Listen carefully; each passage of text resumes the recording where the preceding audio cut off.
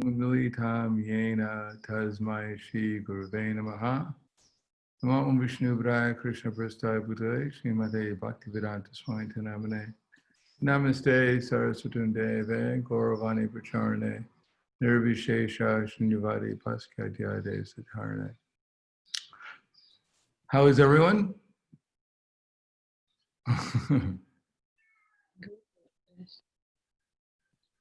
Does everyone's, you're in control, Kumari Devidasi, of everyone's microphone? Yeah, I think that's very bad. Okay. So, Krishna, oh, here's come Krishna Vai. Jeez.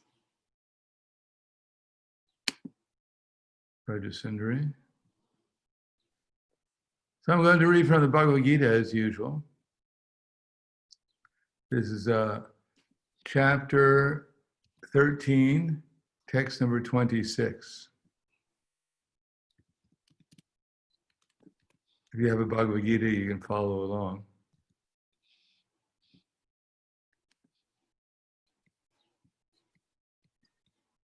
Anye tvevama jananta shutyanye vyakupasate te pichati dharam deva mrityum shuti parayana.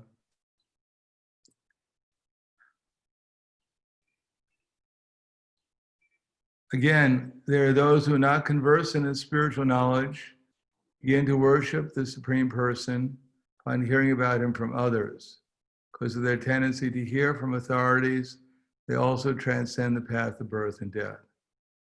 So again, I'll read it again, more slowly. Again, there are those who, although not conversant in spiritual knowledge, begin to worship the Supreme Person on hearing about him from others. Because of the tendency to hear from authorities, they also transcend the path of birth and death. Purport.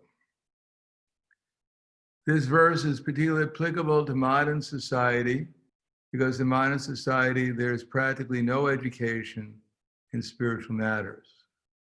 Some of the people may appear to be atheistic, or agnostic, or philosophical, but actually there's no knowledge of philosophy. As for the common man, if he is a good soul, there's a chance for advancement by hearing. This hearing process is very important. Lord Chaitanya, who preached Krishna consciousness in the modern world, gave great stress to hearing, because if the common man simply hears from authoritative sources, he can progress. Especially according to Lord Chaitanya, if he hears the transcendental vibration, Hare Krishna, Krishna Krishna, Hare Hare, Hare Rama, Rama Rama, Hare Hare.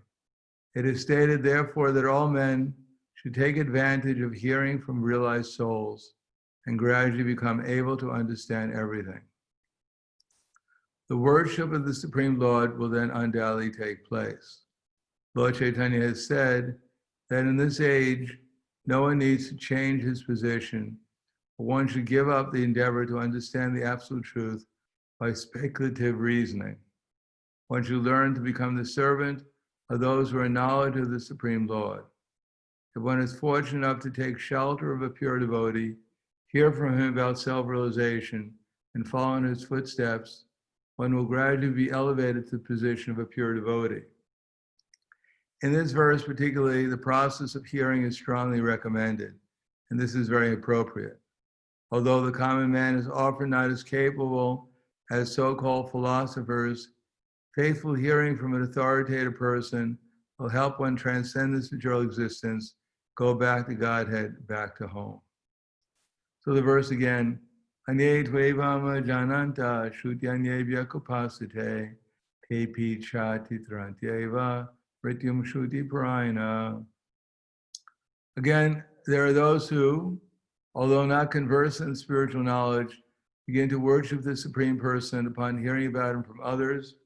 Because of their tendency to hear from authorities, they also transcend the path of birth and death. So in this verse, the importance of hearing is emphasized, hearing about Krishna. The whole world is, it says in the Krishna book, the whole world is full of Krishna singing, but everyone is understanding that differently. That everyone is dancing with Krishna, but those who are dancing in harmony, in step with Krishna, those who are dancing, imitating Krishna, they're dancing with Maya. And those who are dancing in harmony with Krishna, they're in the rasa dance. So that's our chance, that's our opportunity, or that's our choice. Either we can dance in the rasa dance, or we can dance with the material energy and the illusory energy. Now here, Prabhupada is quoting from Lord Chaitanya Mahaprabhu, who's quoting from Lord Brahma. Lord Brahma, he was saying that Gane Priyasa Udapasta Namanda Eva. So Ye Priyasa Udapasta Namanda. So almost always we're engaged in what's called mental speculation. Mental speculation means to see things outside of Krishna consciousness.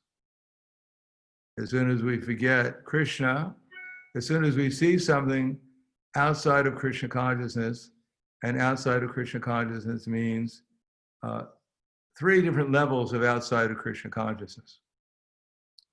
The first level is we look at something and we think that maybe I could have that. Maybe I can own that person or own that object. And we forget that actually everything belongs to Krishna. So even when we remember Krishna, we think, well, maybe Krishna can give that to me for my birthday. Well, actually, Krishna might give it to you for your birthday, but it still belongs to Krishna. The second thing is we get something, and then we think, well, thanks a lot, Krishna. I'll see you next Christmas or whatever, Janmashtami. And then we decide, this is something I can have a good time with. So that's another level of illusion. First level of illusion is we forget that everything belongs to Krishna. And then when Krishna gives us something, we think, you're very kind, Krishna. Now I can enjoy this, whatever you gave me. So that's the second level. That first one is forgetfulness that everything belongs to Krishna. Second is we think we can enjoy something that belongs to Krishna. And the third level is, yes, we accept, all right, everything belongs to Krishna. What can I do? I mean, if Krishna was more generous, he'd give me something, but that's the way he is eternally, so I guess I have to accept it. And the next thing is, all right, Krishna, you're very kind, you gave me something, let me enjoy it. Oh, but actually I can't enjoy it because Krishna's energy, his police force called the illusory energy, will cause me to suffer if I try to enjoy energy that belongs to him. All right, so I won't try to enjoy it. I guess I'm stuck. I guess I have to be a servant. What can I do? So next thing is, become enthusiastic to serve Krishna. That yes, everything belongs to Krishna. Yes, I should utilize this energy in Krishna's service. And next thing is I should try to do it to please Krishna. Now, the first one is we reach the first level of accepting everything belongs to Krishna. That's called liberation. We get freed from our suffering of thinking ourselves to be the proprietor. So our hearing, basically speaking, at the beginning is just to convince us that actually everything belongs to Krishna. The Srimad Bhagavatam, first two cantos, the Bhagavad Gita, and parts of Chaitanya Charitamrita are just to convince us that everything is actually Krishna's energy. And then it is actually meant for Krishna's pleasure, that we should find out from Krishna's representatives, namely Guru, Sadhu, and Shastra, what he wants us to do with that energy. Not that, all right, everything belongs to Krishna, I can, and so good luck, Krishna. I hope you have a good time with your energy, because if it belongs to you, I have nothing to do with it. no, we should actually consider, what does Krishna want us to do with whatever we have? Now we have a lot of things, and the main thing we have influence over is our material body, to a certain extent, and to a certain extent, our minds. So we have to see where my mind is. And we can only see where my mind is when I have intelligence. And I can only have intelligence when I'm hearing. Now, an advanced devotee, even when he doesn't hear externally, he's always remembering Krishna internally. Krishna's name, form, quality, pastimes, instructions, etc. And therefore, he's always seeing Krishna, always hearing from Krishna. Because he's always hearing from Krishna, he's seeing Krishna everywhere. But if we're not so advanced, therefore we have to regularly, and even if we are advanced, Prabhupada used to read his own books. Devotees were quite surprised when they'd see the Prabhupada that he was there reading Krishna book. And they would ask Prabhupada, but you wrote this book, why are you reading it? So Prabhupada said, well, because I didn't write the book, Krishna wrote the book. Similarly, Krishna spoke Bhagavad Gita, and when we're remembering Bhagavad Gita, actually Krishna in our heart as Paramatma, he's speaking to us. Reading Bhagavad Gita, or hearing Srimad Bhagavatam, or Chaitanya Charitamrita, or other such literatures are not ordinary activities. They're actually directly, we're associating with Krishna in those activities. And if we follow that formula, that priyasa, ye priyasa udapasta namanta eva.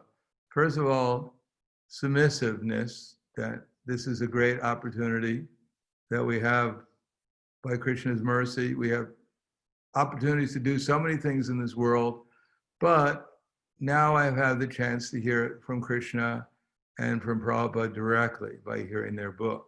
So we should think, now I'm sitting here reading this book, now Prabhupada and Krishna are personally speaking to me. What do they want to tell me? That's called submissiveness.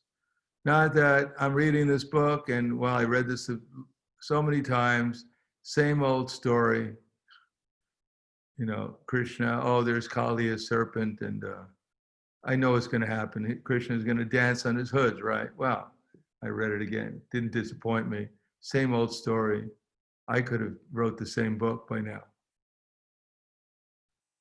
Or Krishna speaking Bhagavad Gita, he's saying, Sarva Dharma Parityajam Am Ekam Sharanam Vraja. He keeps on asking me the same thing, to surrender.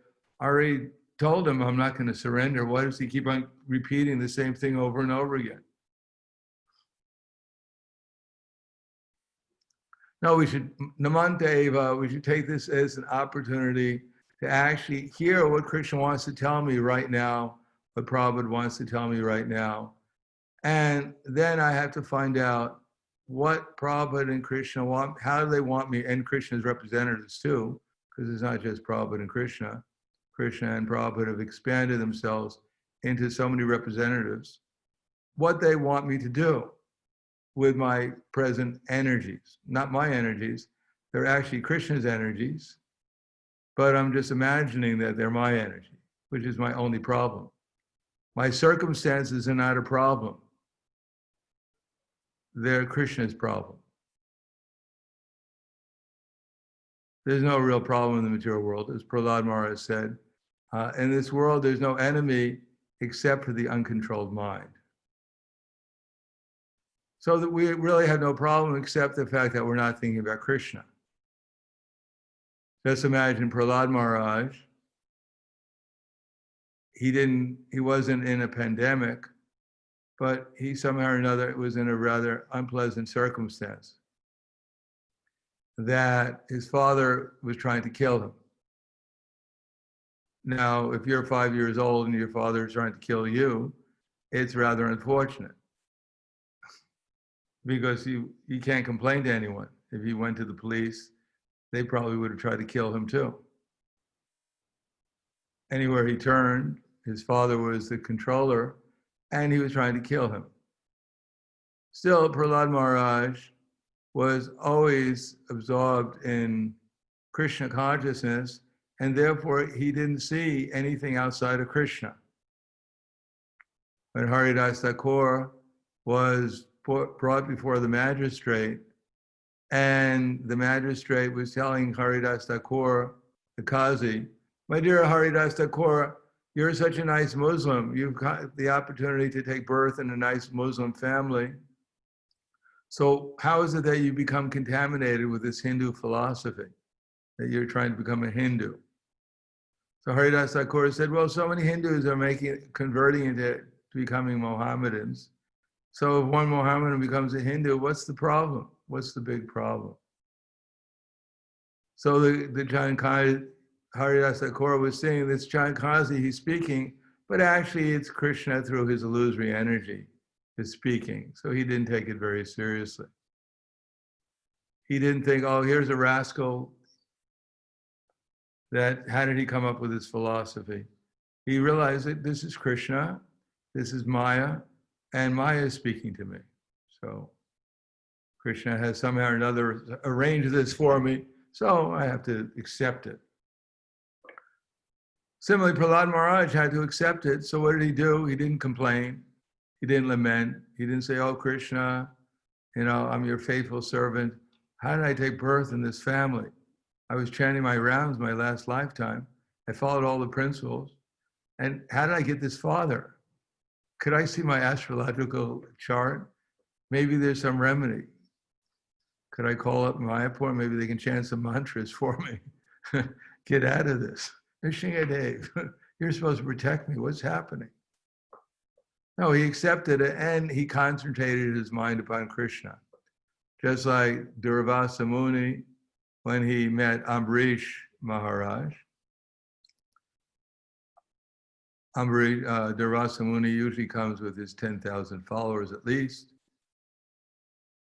And he came to this saintly king. Ambarish was fasting for every Ekadasi for 1 year. He was following Nirjala Jal Ekadasi for 1 year. And it was time to break the fast. Durvasa Muni came with his 10,000 followers, and he asked, can you give us some prasadam? Ambarish Maharaj said, no problem. Just go and take a bath, and when you come back, we'll give you some prasadam, you and your 10,000 followers.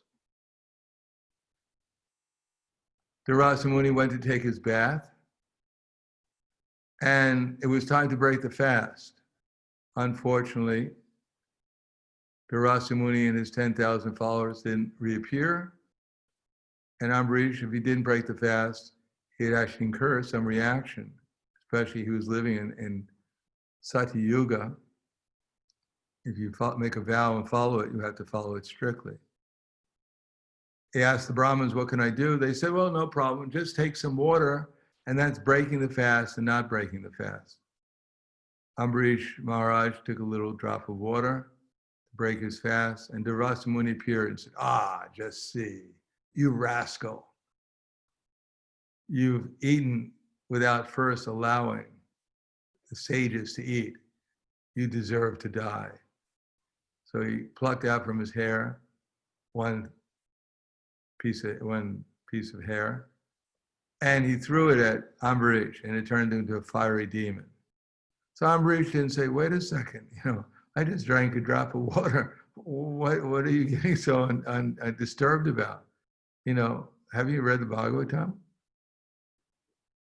No, he just concentrated his mind upon Krishna, and tears came from his eyes, not due to fear, but due to ecstasy of concentrating his mind upon Krishna. Of course, Krishna, as we know, he threw his Sudarshan chakra, and Durvasa Muni killed the fiery demon that Durvasa Muni had created and chased after Durvasa Muni for a year, attempting to kill him.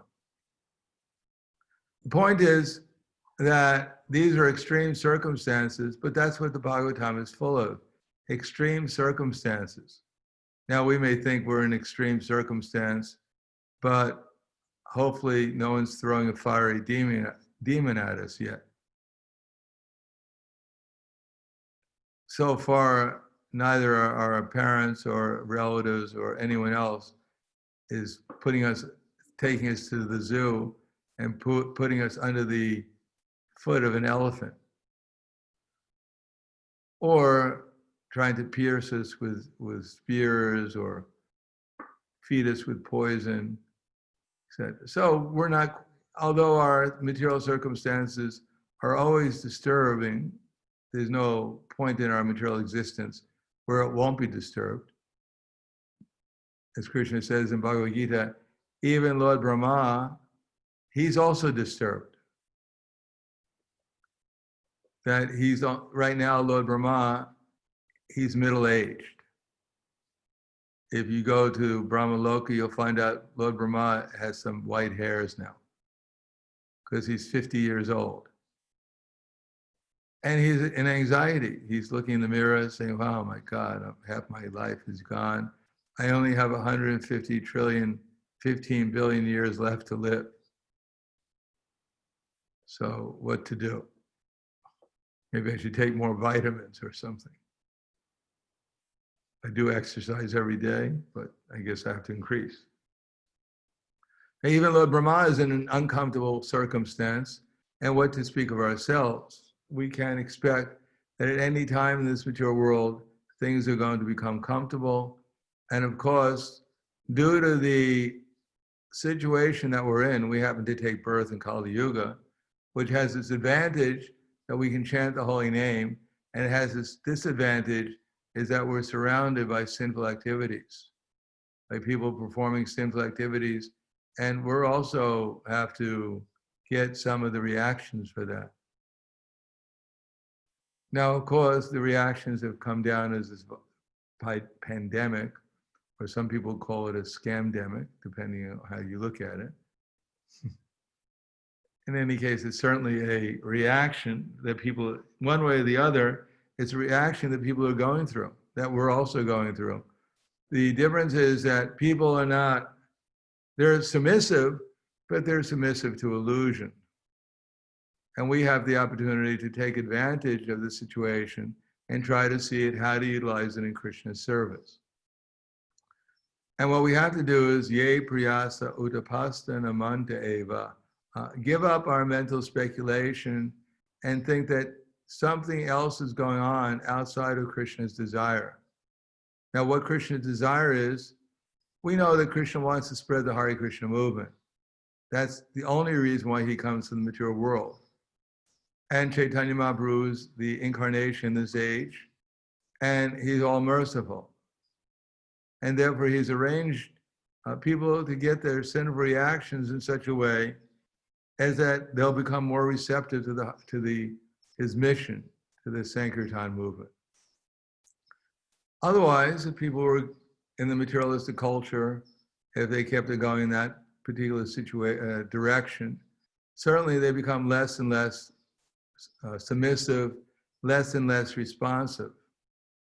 We distribute a few books or a few thousand or a million books, but Amazon.com is distributing hundreds of times more books than we are. And most of them are not about Krishna. They're meant to take people further and further away from Krishna, further and further into mental speculation. As all of us know, if you go on the internet nowadays, the only thing that they don't talk about Krishna, as if they ever did talk about Krishna, they only talk about the coronavirus. And depending on which website you go to, it's all conspiracies.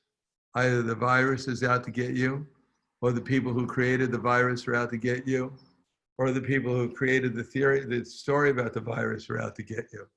It's all full of conspiracies and speculation. And since we're not Paramatma, we're probably never going to solve the problem. And even if we knew how things came about, we couldn't do anything about it anyhow, except to complain about it. Oh, I'm a victim. I'm such a nice devotee. How did Krishna create this situation? Maybe it's Chaturmasya. Maybe he's asleep. Maybe 4 months it'll all be over when he wakes up, finds out what's really going on. No, actually, everything at every moment is all arranged by Krishna. And he's doing it in such a way as to increase our dependency upon Krishna so that we can actually meditate more on Krishna, chant our rounds more sincerely, chant, and not simply chant, to get our rounds done. And when that final counterbeat is done, then we actually feel joy in my heart, 100 times more joy than when I was chanting. No, we should actually chant sincerely, nicely, so that we can actually at least hear the holy name, hear how we're chanting, try to chant happily. There's no need not to be happy, because when we're chanting, we're becoming eligible to go back to the spiritual world to live forever in full bliss, in full consciousness. So there's nothing more auspicious. So we should be happy that we have this auspicious opportunity to chant Hare Krishna. And if we chant Hare Krishna regularly and happily and attentively, the result is that we'll remember Krishna. Now, as I said, if we think Krishna has appointed me to do this service of chanting japa right now, and I'm doing it to please him, then when we're chanting Hare Krishna, if we're doing it pleasingly, happily, in other words, if we hear ourselves chanting sincerely, calling out to Srimati Radharani and Krishna to please engage me in your loving service, not just service, not that all right, Krishna is God, I got to chant my rounds. What to do? Otherwise, if I don't, I'll walk outside and a lightning bolt will hit me in the head.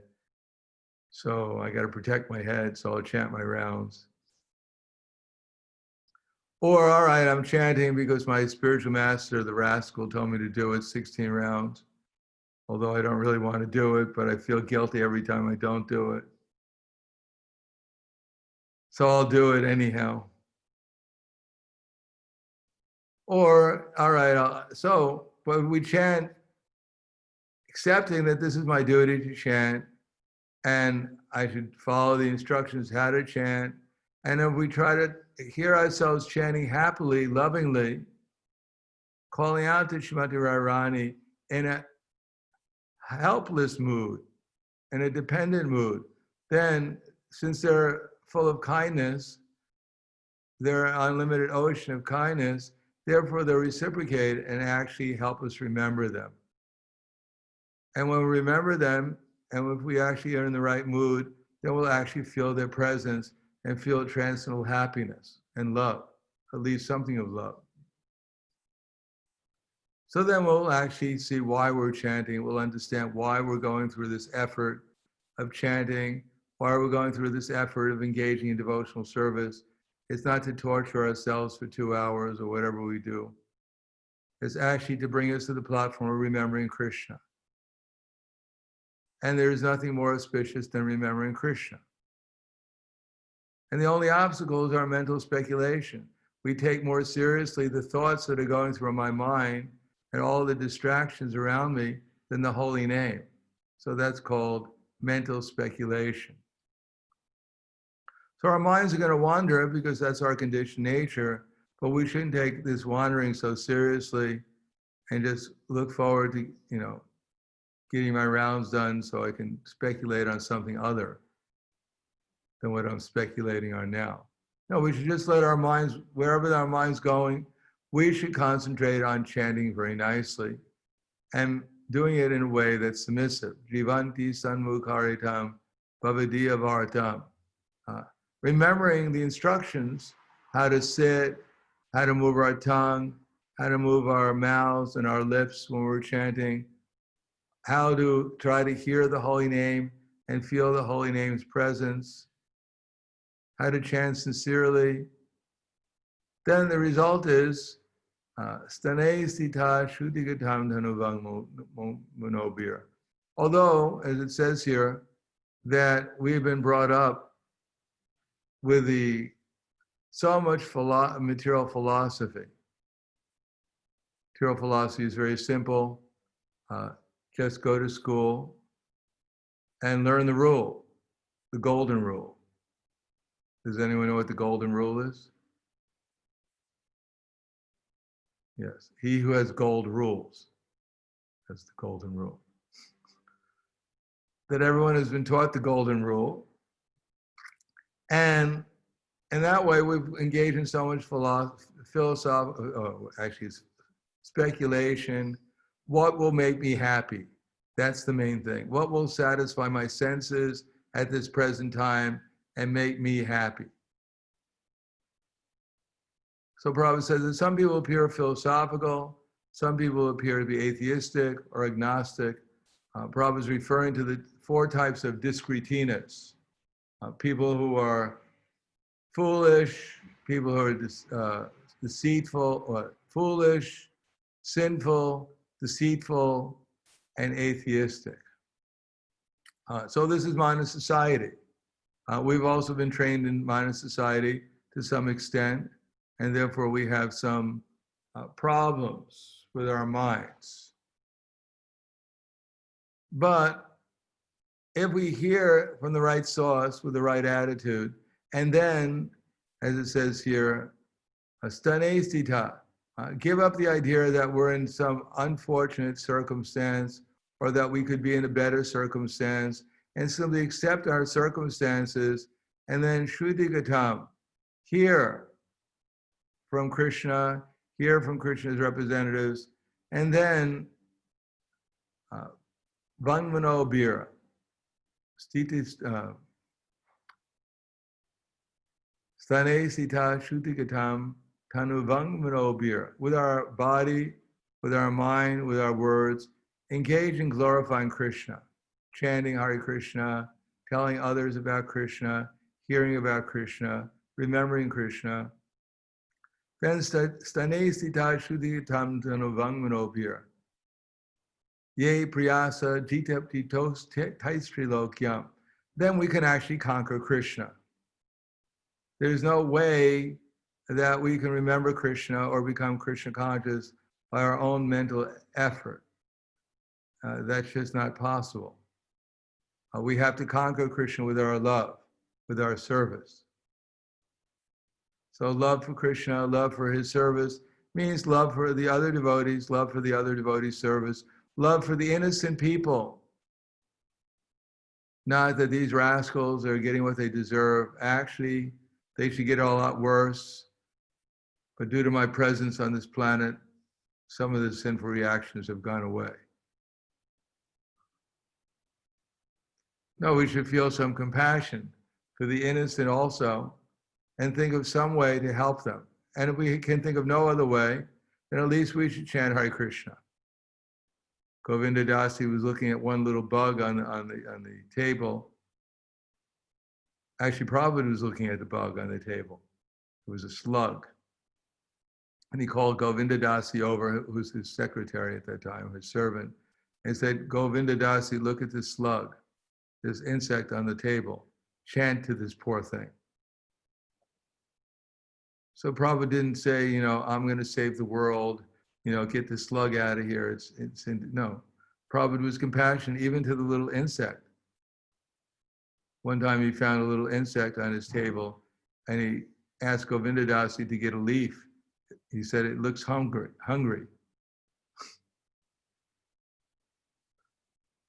So, in a big way, in a small way, we have to think about the innocent people, and if we can do nothing else, at least we can chant Hare Krishna.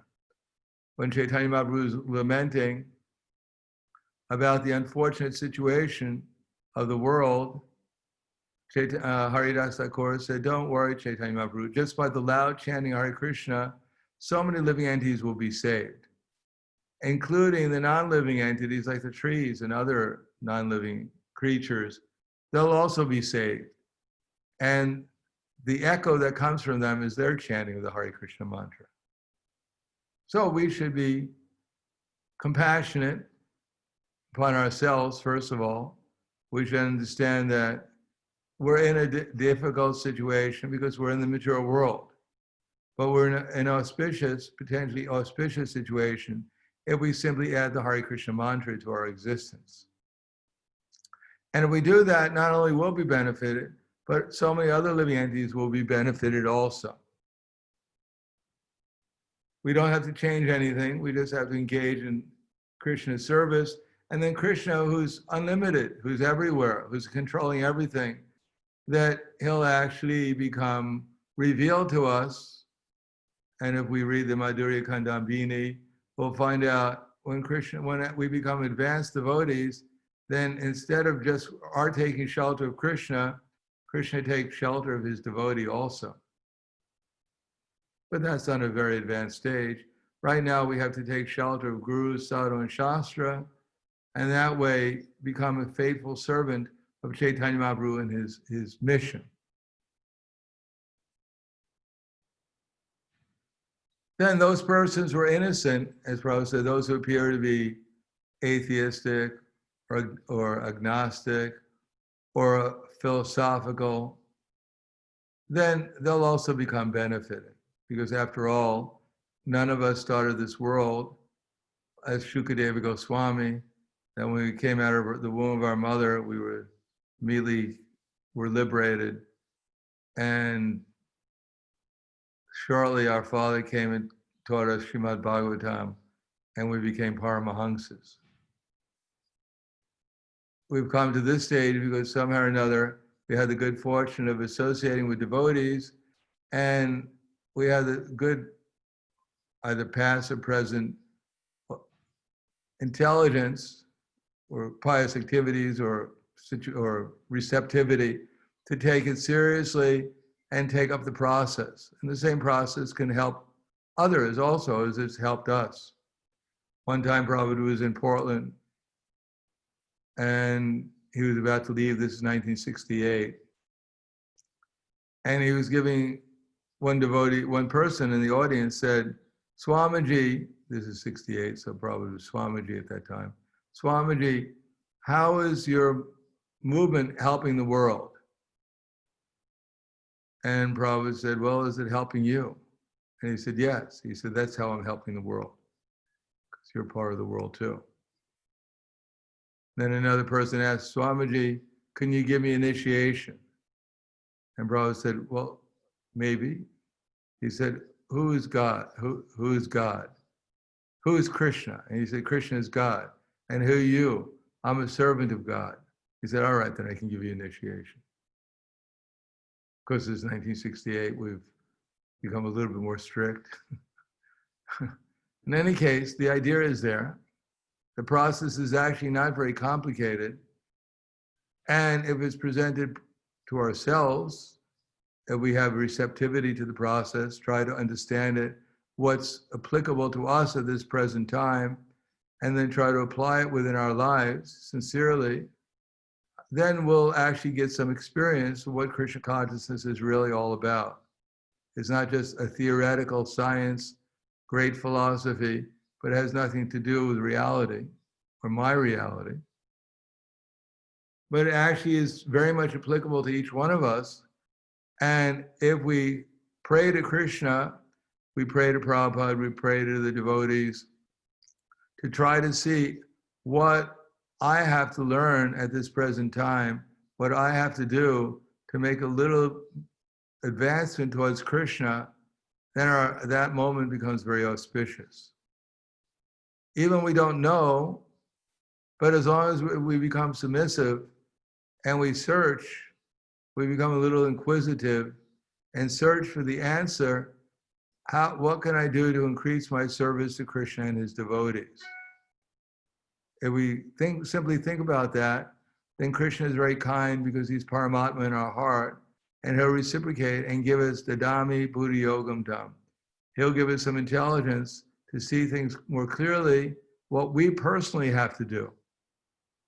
Generally, we're very expert in understanding what everyone else should do. We figured out everyone else's path of success in Krishna consciousness, but sometimes we're not so much inclined to figure out what our path of success in Krishna consciousness is. But if we take even a moment to do that sincerely and pray to Krishna, then Krishna will dadami buddhi yogam tam. He'll give us some intelligence so that we can make some progress towards him. And we should understand that there's nothing more auspicious, inconceivably auspicious, than to even make one little baby step towards Krishna. There's nothing else more glorious or auspicious in this world. There's nothing that will give us the same benefit as making even the slightest step towards Krishna. And if we do that one step at a time, then one day we'll actually find out where we'll meet Krishna. Prabhupada said, if you want to find out where Narada Muni is, if you want to meet him, then find one of his steps and follow them. And if you follow them long enough, eventually you'll meet him. He didn't. If you have that's. So we follow one step at a time, a little bit of sincerity, and then gradually we'll make some progress and everything will become clear, and no one will understand how by our endeavor to engage our body, mind, and words in Krishna's service, that Krishna is becoming pleased and we're actually becoming aware of Krishna's presence. So I'll stop there for now. Any questions? Thank you.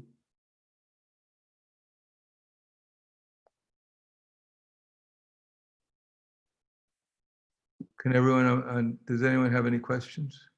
That's my question. Can I ask you a question? Yes. I was reading this fifth canto, and there, when Priyavrata was meditating, and everybody went to him to convince him to get married, or like that, and then it was mentioned, that about Brahmaloka, that it said that Brahmaloka is the highest of the material universe, and they were describing about Brahmaloka, but also then they said that there is no old age, birth, death, and disease. And then when I was reading, I was surprised because, everywhere we read about Brahmaloka as well, that it has, it's a part of material universe, and even Brahma has to die. So. Yes. So don't believe everything you read. By the way, this is not Krishnamai, this is Nitya Seva Devi Dasi. My phone is not working again. But Krishnamai is in the background there somewhere.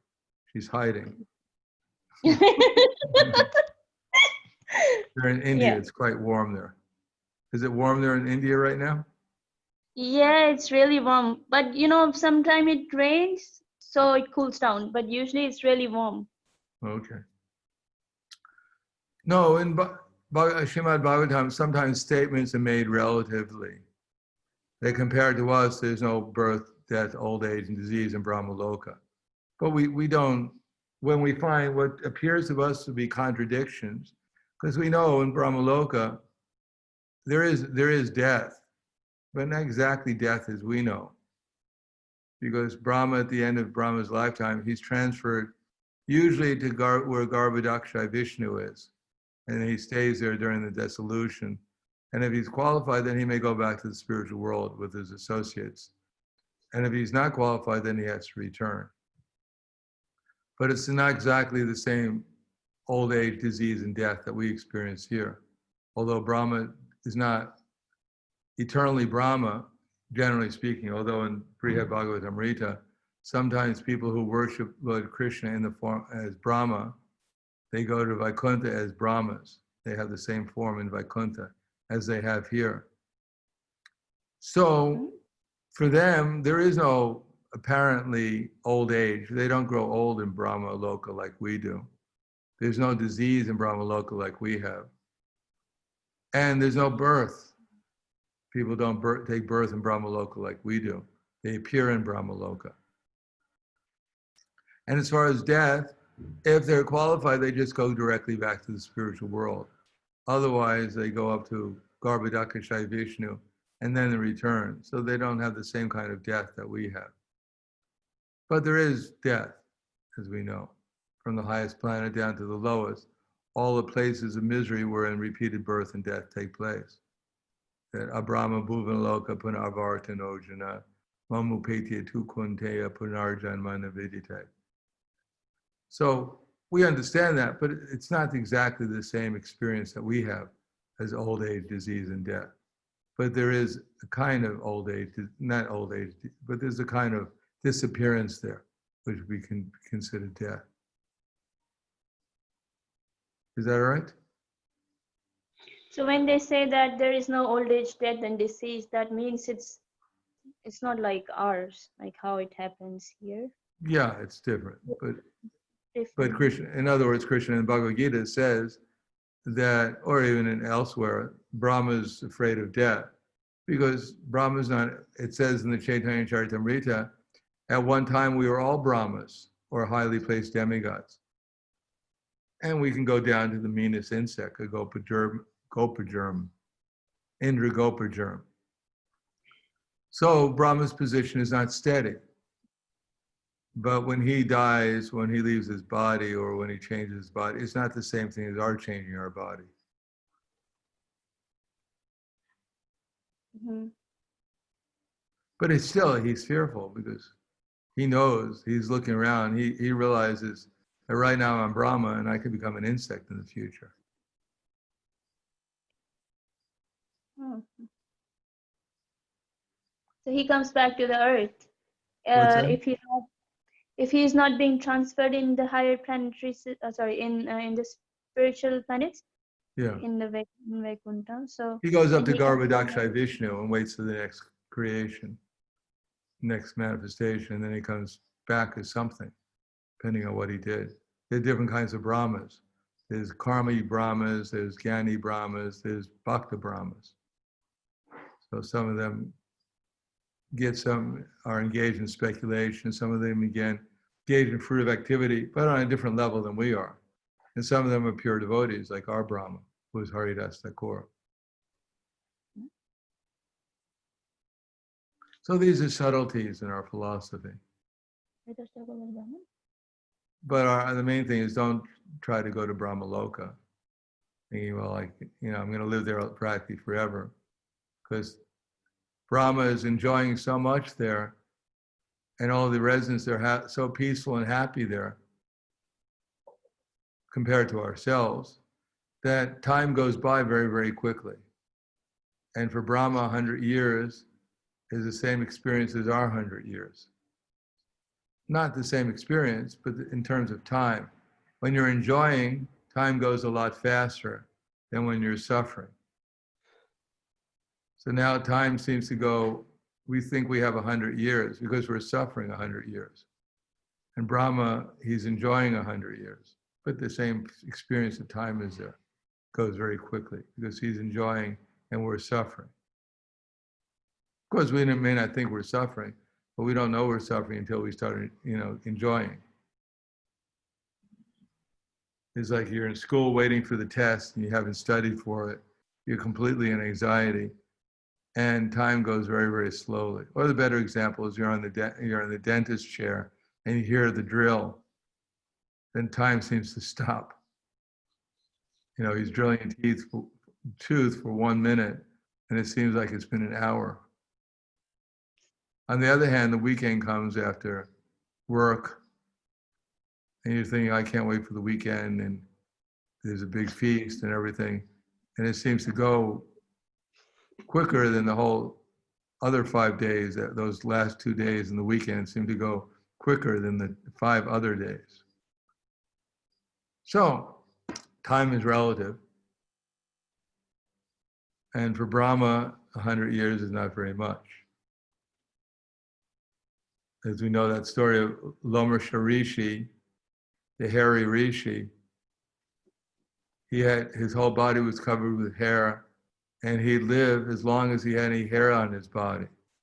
But every time a Brahma would be born and die, then one of his hairs would fall out. He was sitting by the bank of the Ganges meditating, and his disciple came and said, Guru Maharaj, maybe we should build you a bhajan kutir. He said, well, what's the use? He said, I'm only going to be alive for a short period of time. So we think we're practically going to be here forever. We have plenty of time. But actually, the demigods look at us and they think, my God, my Krishna, these people, they live for such an insignificant amount of time, and they're just wasting it. So that's the lesson we learn. Even if Brahma he doesn't keep the post of Brahma forever. And we're not going to keep our position forever either in this particular body, but one moment utilizing Krishna's service is unlimitedly valuable. Anything else? Thank you.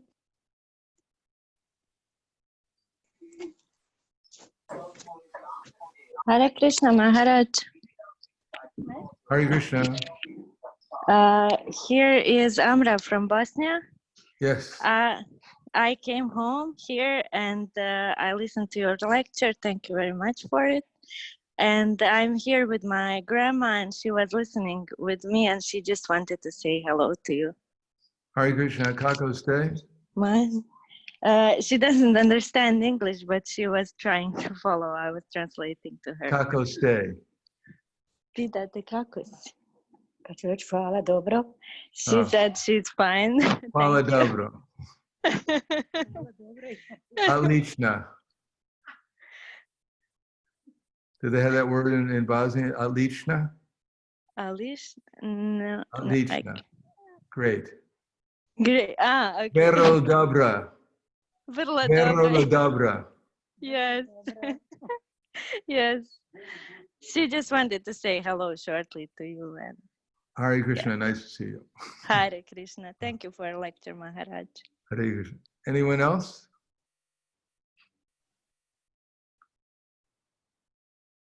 Hare Krishna Guru Maharaj. Yes, Mitravinda Hare Devi Krishna. Dasi from Hare Belgium. Hare Krishna. Thank you so much for the inspiring lecture, Guru Maharaj. I was thinking you were speaking about time. And Krishna says also in the Bhagavad Gita that he is time. Is time personal or impersonal feature of Krishna? Well, Krishna tells Arjuna that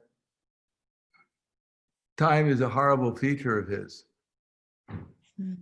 He says, Ugra. He uses the word Ugra, which means horrible, ghastly. Because time kills everyone. Time takes away everyone's life, except if you're a devotee.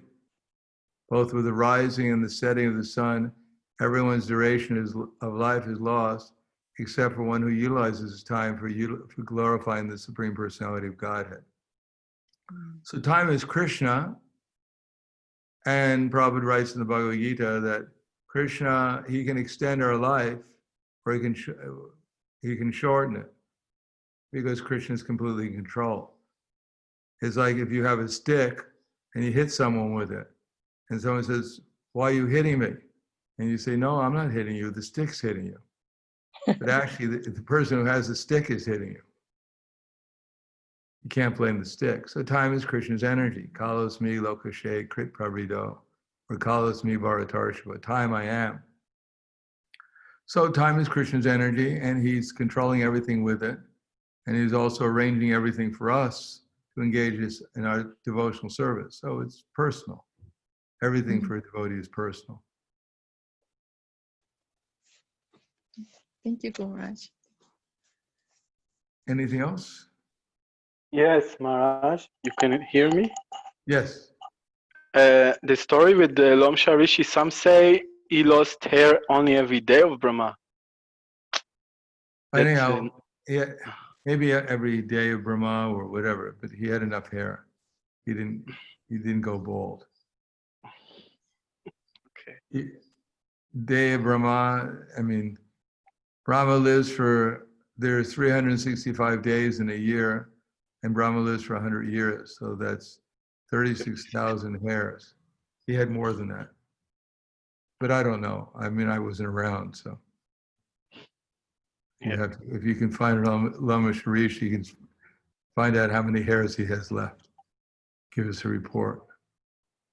Okay. Anyhow. Anything else? Hare Krishna Guru Maharaj. Hare Krishna. Hare Krishna, speak louder. Who is it? Prahladananda. Hare Krishna is Agnihotra. yes, Hare Krishna. Guru Maharaj, thank you for your lecture. And we have a few versions of how the soul fall from spiritual world to material world. What version is true and what version you use between these? Well, it's not necessarily that one is true and the other one is not true. There may be varieties. These varieties always, first of all, both the material world for us right now and the spiritual world are both inconceivable. So how we came here, that's also to a certain extent inconceivable. But the fact is that we're here right now, as Prabhupada said. If you're drowning in the ocean, the first question is probably not, how did I get here? First question would be, how do I get out of here? Now, if someone comes along with a boat to rescue you, the first thing you ask them is not, dear sir, tell me, how did I get here? You can't answer that, then I'm not going to leave. You're not qualified to save me. No, we should understand that there may be varieties of ways, but right now we're here. But in one sense, we never left the spiritual world. That's not possible because everything is Krishna's energy. Therefore, everything is actually spiritual. It's only our consciousness that's material. Besides that, Krishna is always with us. We can't do anything without Krishna. He always gives us remembrance, knowledge, and forgetfulness.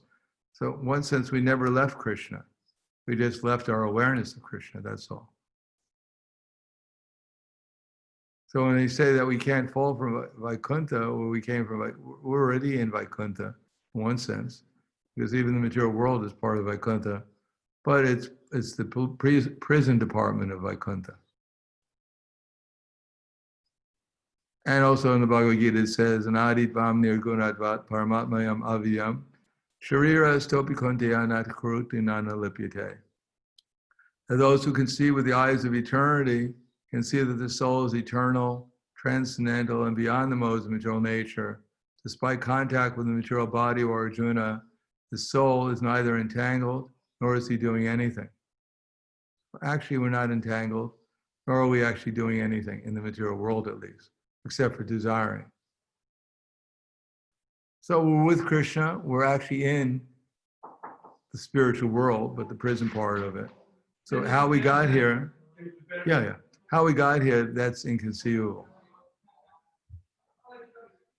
And we shouldn't worry so much about it, but the fact that we're here, we should think about Krishna, take shelter of Krishna, so that we become Krishna conscious, and then we won't be in the material world anymore. We won't be in material consciousness. So I think we're going to stop there, because right now I have another program. Guru Maharaj. Thank you all. Guru Maharaj. We look forward to seeing you again, Guru Maharaj. probably in 2 weeks.